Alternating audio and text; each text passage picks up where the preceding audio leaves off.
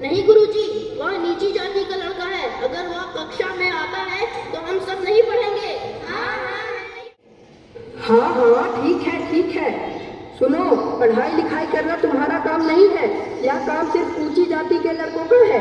तुमसे यह काम नहीं होगा। जाओ जाकर झाड़ू पोछा करो। मुझे भी प्यास लगी है, थोड़ा पानी पिला दो, भगवान की मेहरबानी होगी। ए महार जाति का लड़का, तुम यहाँ क्या कर रहे हो? यहाँ तुम्हारी जगह नहीं है, चलो निकलो यहाँ से। तुम यहाँ क्या कर रहे हो? पंडित जी, मुझे भी भगवान का दर्शन करना है, मुझे भी आशीर्वाद लेनी है। तुम यहाँ नहीं आ सकते, तुम अछूत हो, तुम्हारे पवित्र हो जाएगा। 2 3 6 2 3 6 2 चौके 8 2 5 मैंने साफ सफाई कर दी है, क्या मैं अंदर कक्षा में आ सकता हूँ? नहीं गुरुजी, वह नीची जाति का लड़का है। अगर वह कक्षा में आता है तो हम सब नहीं पढ़ेंगे। हम नहीं पढ़ेंगे। हाँ, ठीक है। सुनो, पढ़ाई लिखाई करना तुम्हारा काम नहीं है। यह काम सिर्फ ऊंची जाति के लड़कों का है। तुमसे यह काम नहीं होगा। जाओ जाकर झाड़ू पोछा करो।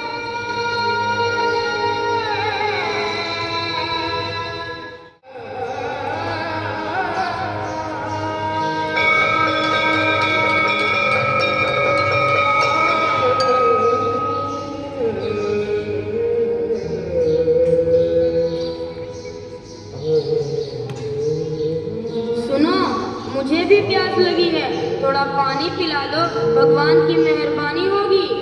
ए महार जाति का लड़का, तुम यहाँ क्या कर रहे हो?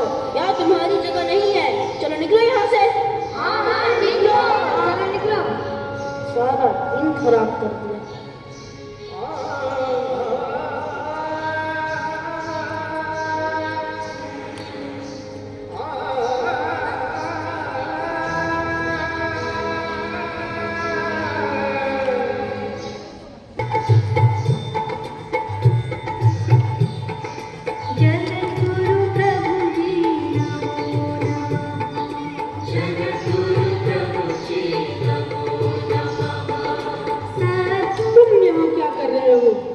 पंडित जी, मुझे भी भगवान का दर्शन करना है, मुझे भी आशीर्वाद लेनी है। तुम यहाँ नहीं आ सकते, तुम अछूत हो, तुम्हारे अंदर आने से मंदिर अपवित्र हो जाएगा।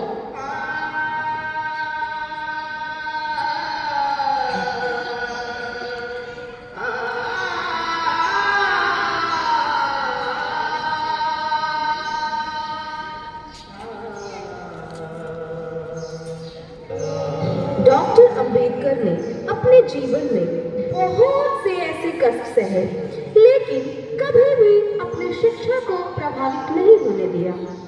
वह हर दिन 14 से 18 घंटे तक अध्ययन किया करते थे। शिक्षा के प्रति उनकी ललक और जी तोड़ मेहनत का ही परिणाम था कि बड़ौदा के शाहू महाराज जी ने उन्हें उच्च शिक्षा के लिए इंग्लैंड भेज दिया था। लंदन प्रवास के दौरान वे हर रोज लाइब्रेरी में जाया करते थे और घंटों पढ़ाई किया करते थे। Why are you waiting for the library instead of going to the cafeteria? I'm going to cancel your membership and you will have to pay fine for this act. Please forgive me, sir. Don't cancel my membership. I need to study for the betterment of people of my society. I don't have enough money to go to the cafeteria and have lunch. That's why I was eating here, sir. Please forgive me. I need to continue my study. Oh my goodness, you are there for such a great cause. Listen brother, from today onwards you will not eat here in the library. Instead you will come to the cafeteria. I will share my lunch with you every day.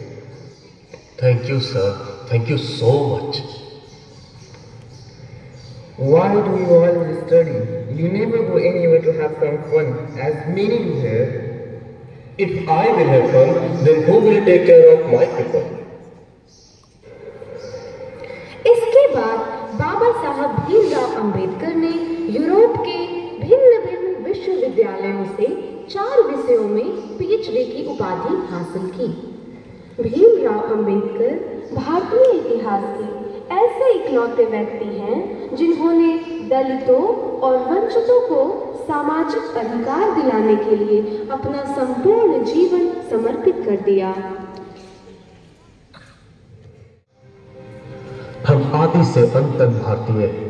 महात्मा आए और चले गए, परंतु अछूत अछूत ही बने हुए। जाति एक धारणा है जो मन की अवस्था मात्र है। कुछ लोग सोचते हैं कि धर्म समाज के लिए आवश्यक नहीं है। मैं यह दृष्टि नहीं रखता। मैं धर्म की नींव को समाज के जीवन और प्रथाओं के लिए आवश्यक मानता हूँ। परंतु जो धर्म जन्म से एक को श्रेष्ठ और दूसरे को नीच बनाए रखे, वह धर्म नहीं गुलाम बनाए रखने का षड्यंत्र है। यदि हम एक संयुक्त एकीकृत आधुनिक भारत चाहते हैं तो सभी धर्मशास्त्रों की संप्रभुता का अंत होना चाहिए। धर्म मनुष्य के लिए है, न कि मनुष्य धर्म के लिए। हमें अपने पैरों पर खड़ा होना है, अपने अधिकार के लिए लड़ना है। राजनीति में हिस्सा न लेने का सबसे बड़ा दंड यह है कि अयोग्य व्यक्ति आप पर शासन करने लगता है। मैं राजनीति में सुख भोगने नहीं, बल्कि अपने सभी दबे कुचले भाइयों को उनके अधिकार दिलाने आया हूं। ज्ञान हर व्यक्ति के जीवन का आधार है। शिक्षा महिलाओं के लिए भी उतनी ही। मैं बहुत मुश्किल से इस कारवां को इस स्थिति तक लाया। यदि मेरे लोग, मेरे सेनापति इस कारवां को आगे नहीं ले जा सके तो पीछे भी मत जाने देना। बाबा साहब भीमराव अंबेडकर की जय। बाबा साहब भीमराव अंबेडकर की जय। मेरे नाम की जय जयकार करने से अच्छा है मेरे बताए हुए रास्ते पर चलें। धन्यवाद।